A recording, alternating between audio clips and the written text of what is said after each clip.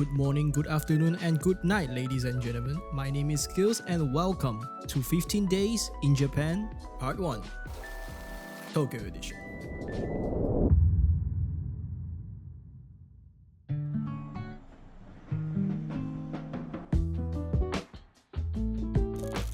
Right after we landed, we dropped off our luggage in the Airbnb near Tokyo Skytree and headed straight to Asakusa with no sleep for a day and a half, no shower, but pure jet lag. But hey, at least we're in Japan, right?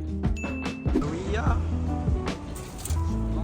So the first thing we tried is the Daigaku Imo. Hopefully I pronounced it right. And honestly, at first glance, it looks really wet because of the honey glaze, but once it's in your mouth, it's really dry. So 2.5 out of 5. Bring water.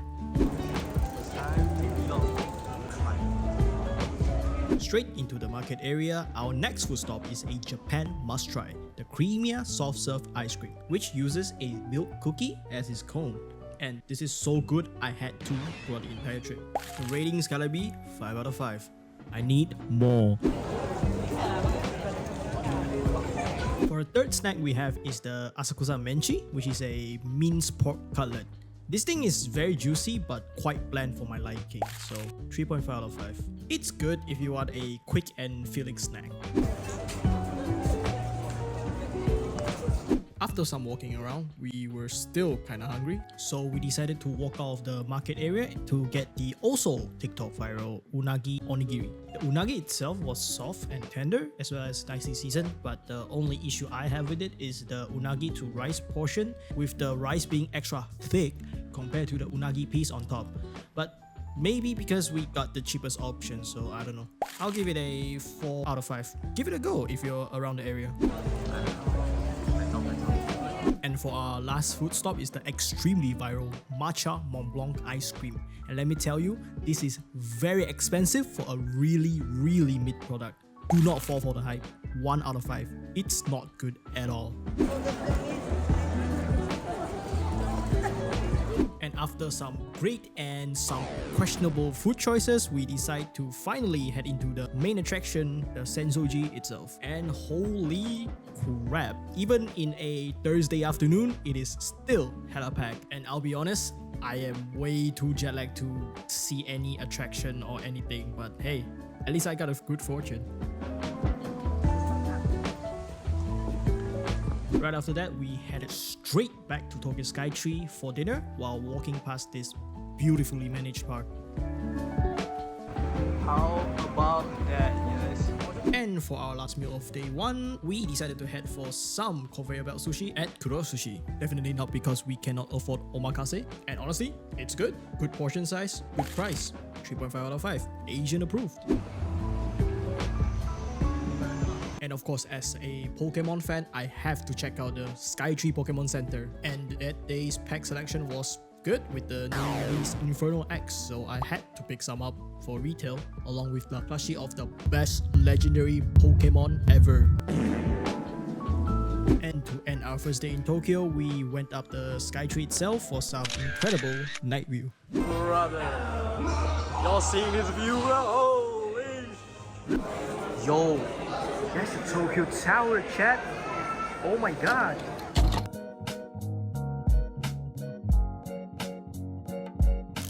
Moving on from the food focus day 1 swiftly to day 2 by waking up extremely early and headed to the first stop of the day, which is Tokyo Station. The reason why we wake up so early is to skip the queue for the popular sukemen from Rokurinsha in the station. The texture of the noodles is actually nice and firm. Taste of the broth is decent, but it's a bit too watery, so it doesn't really stick to the noodle as much as I like. So 3.5 out of 5. It's worth a try if you're around the area and there's no queue. Damn cool. Yes, sir. Yes, sir. The wind be crazy. Yo, what the f? Look at that. That's crazy, bro. What the f? Damn, bro. I'm in Washington, D.C. What the hell is this? While I was just yapping a lot, the 3 other boys were setting up for a group photo with the station as the background, and since it's super windy that day, yeah. Yeah, the phone's fine, by the way. And right after that, we walk our way straight to the Tokyo Imperial Palace to touch some grass while digesting our heavy sukemen breakfast. Damn, bro. Way too late. The tree's ain't yellow yet. Bruh. During the walk, I also took some extremely normal pictures. And for lunch, we headed for some tendon. And just looking at the queue, you already know it's gonna be good. And while the boys were queuing, I gotta do a quick fit check because I'll be looking fresh, I ain't gonna lie. And after a 45-minute queue, we are finally in. Just look at that proportion, god damn. And it's actually pretty good. The fried stuff is not drenched in oil, the seafood inside is still fresh and nicely seasoned, so the rating's gotta be a 4 out of 5. Definitely worth the wait. Next up, Tsukiji Fish Market, which was our original plan. Here's what happened. Right after lunch, we walked from the tendon place to the Tsukiji Fish Market for 1 hour. Yes, 1 whole hour of non-stop walking. But by the time we arrived there, turns out it was closed. So the 1 hour of non-stop walking is for nothing. Fantastic. Which is why we headed for an alternative instead, the Toyosu Fish Market. And by the time we arrived there, it's already past 4, almost 5 p.m. So we kind of just sit around, chill before heading to our next location. Yo, so we in America now, you see? Golden State Bridge. Yeah, New Yorker. With that, we are now in the United States. Nah, I'm just kidding. We are now in Odaiba. And based on the clip you're seeing right now, the sun is already setting. So the first thing we did is dinner time at Ramen Street. And I'm not gonna lie, all I remember is I ate shoyu ramen or something like that, and it was legit so mid. All I had is this one picture. So I rated a 2.5 out of 5. It is just and after the mid dinner, we just walk around the area, took some photos, nothing special, the usual tourist stuff. But when it hits 7 p.m. though, we managed to catch the light up performance of the massive Unicorn Gundam in front of the Gundam base. And yeah, I ain't playing the whole thing, so here's a clip of it.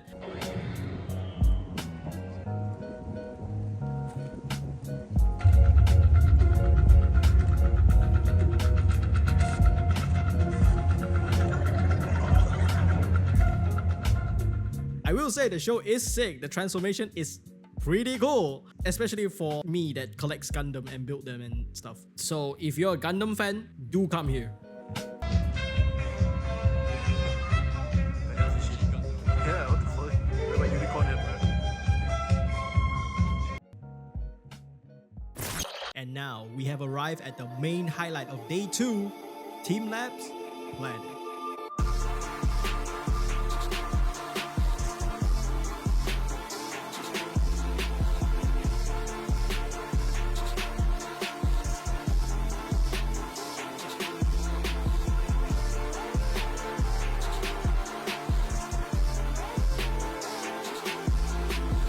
Experience was insane. Climbing water stairs barefoot, LED fish swimming in a liquid that looks really sus, mirror room light shows, 3D projections of flowers all over the walls, big balls you can touch, smaller balls you can jump on, plants that moves with your motion, and probably a lot more we didn't experience because we're the last batch. So if you're ever in Tokyo, Japan, get on the damn train, get your ass here now. It is one of, if not the most memorable experience I had throughout this entire trip. I love touching balls. Stop! Before we get into day 3, quick disclaimer is that I did not record much for both day 3 and 4. I kind of forgot to film a lot of it, so mostly it's gonna be like picture slides. So, my bad guys.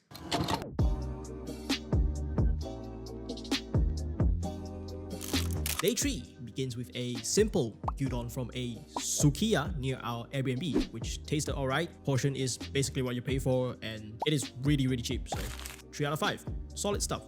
Right after our quick and cheap breakfast, it's Akihabara, the one place I am the most excited about for this trip. And before coming to Japan, I actually made a list of around 30 TCG shops that sells Pokemon cards in the area, which is basically most of them. And I only had a few hours before dinner to rush through every single shop, so it's a speed run. Hence why I did not record much, because I was hella locked in.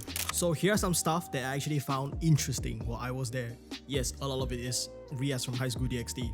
Don't worry about it. But before showing you guys my actual pickups from the day, it's lunchtime baby, and chat, this is easily top 3 meals I had in Japan, which is the gyukatsu from Gyukatsu Ichi-Nissan. The beef comes in slightly raw, but right in front of you is a stone grill that's very hot, so you can cook it to whatever doneness you like. And just listen to that sizzling, bruh.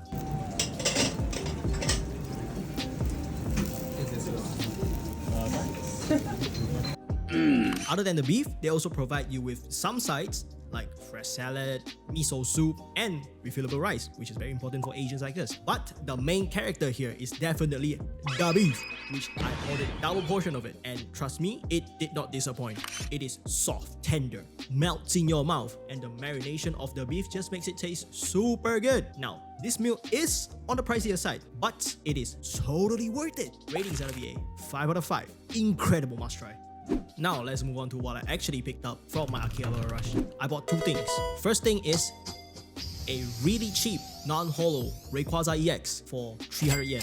Honestly, it is a no-brainer. 300 yen for a quite cool looking Rayquaza card. Although it's non-holo, but a cool piece to add to my Rayquaza collection. And for my second biggest purchase of the day is the PSA 10 Gold Arceus V-Star from V-Star Universe, which I bought for 21,000 yen. The reason for this pickup is it is the very last piece I needed to complete the set of 4 URs from V-Star Universe. After the Akihabara rush, I meet up with the boys and move to our next location, which is Ueno Park.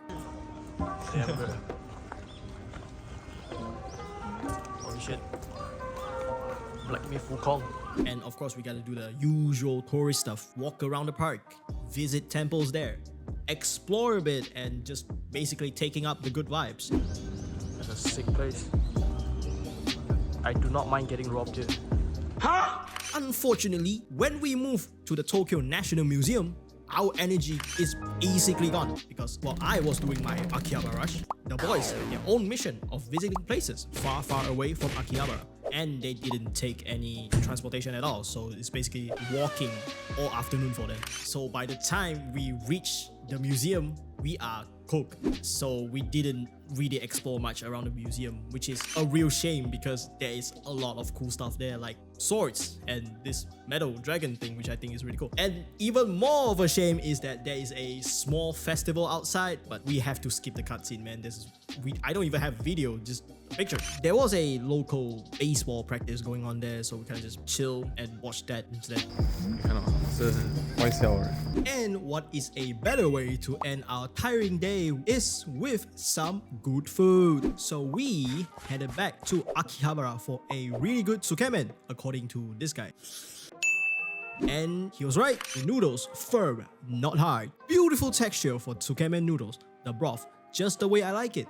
Thick, fragrant, not too salty, and sticks to the noodles really, really well. Just look at that huge chunk of meat. Definitely got my money worth. Another easy 5 out of 5.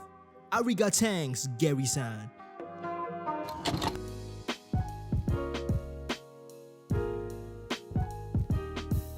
Our day 4 begins with a 9 AM visit to the Hamarikyu Garden in the rain, which makes me regret wearing my Jordans into this muddy garden. And what we did there is just chilling and take photo of the beautiful and weird flower fields. Like this guy, he knows what's up. Vincent. And in the middle of the park, there is a small house that's doing like traditional matcha tasting. So we did that, and it just tastes like thicker, murky water. But I never had pure matcha before, so I can't really comment on whether it's good or not. So we move. Bro, even though raining, the view is pretty nice. Look at that. There were also lots of ducks and swans just vibing in the small ponds around the garden with rain dropping on them. So it's a chill, moody start to our day.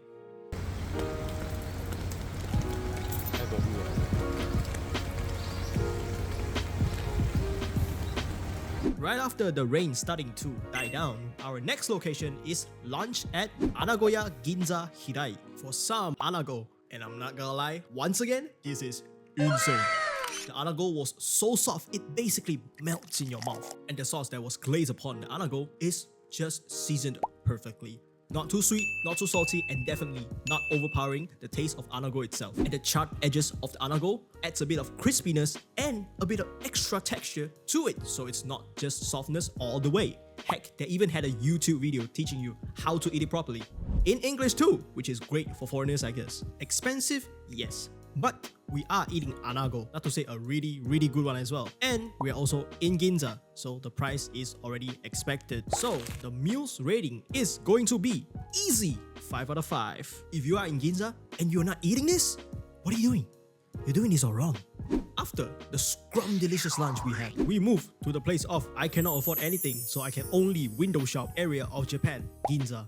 And just like the description, I cannot afford anything. So all I did is literally just walking past all the luxury brands. But we did came across a Tatsuya Books, so we went in because it's like one of the few places that we can actually feels comfortable going in. And I bought 3 anime related books. The first 2 books are art books from the movie Your Name and Weathering With You. And the third book, also the best purchase of the day, JoJo magazine featuring Kishibe Rohan. When I saw this while browsing through all the anime books I can find, I just know I had to pick it up because I am a huge fan of JoJo, also known as the best anime to ever exist in this world. There was also a small art exhibition going on in the store, which I think is pretty cool because one of them, this one reminds me of like Gojo's 6 Eyes, which is pretty cool.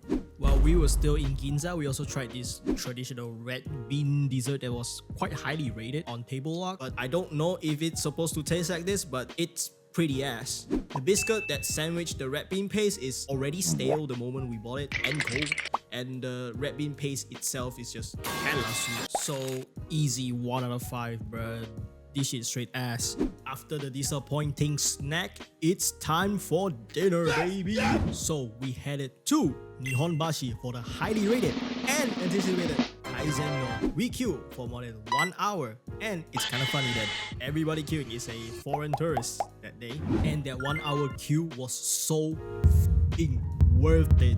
First, they start you off with a tuna sashimi for tasting with its special sauce, and dude, it is incredible. After you're done with that, we moved on to the main course, the Kaizen-don itself, and like damn, just look at that seafood mountain. Booyah! As for my order, I ordered the take course that comes with addition of crab meat, and they do give you a decent amount of it because it is expensive. After you finish about 2/3 of the don, you can request them to add soup and turn it into a second completely different dish. 2 ways to eat it, and both hit. Another easy 5 out of 5. A great addition to my top 3 Japanese meal. If you don't already know, I am a huge Pokemon fan, so to end our quite chill day, it's gotta be Pokemon. So I dragged the boys to the Pokemon Center DX in Nihonbashi, but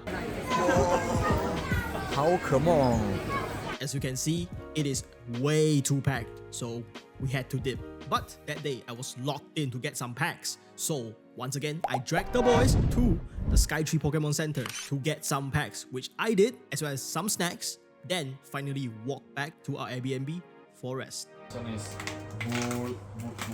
Bruce Lee. Bruce Lee.